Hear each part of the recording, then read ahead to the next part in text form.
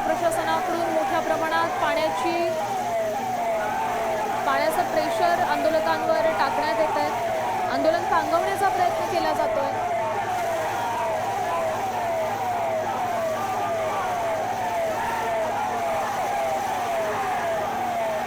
काँग्रेस विरोधात भाजपने हे आंदोलन सुरू केलेलं आहे। देशभरात सध्या विद्यार्थ्यांवर झालेल्या लाठीचार्ज विरोधात संतापाची लाट आहे। काँग्रेसनेही हा मुद्दा उचलून धरला होता, मात्र आता काँग्रेस विरोधातच भाजपने हे आंदोलन सुरू केलेलं आहे।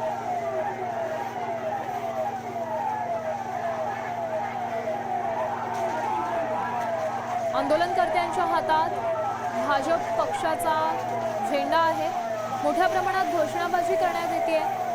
पोलीस प्रशासनाकडून मात्र हे आंदोलकांना पांगवण्याचा प्रयत्न होतोय। पाण्याचा फवारा आंदोलकांवर करण्यात येतोय।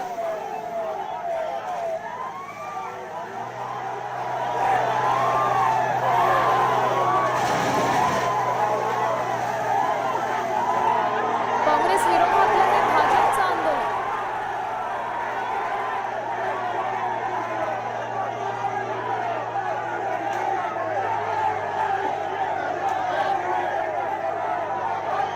आंदोलक बॅरिकेड्स तोडून पुढे जाण्याचा प्रयत्न करताना सध्या या दृश्यांच्या माध्यमातून दिसतंय। बॅरिकेड्सवर चढण्याचाही प्रयत्न या आंदोलकांकडून केला जातो।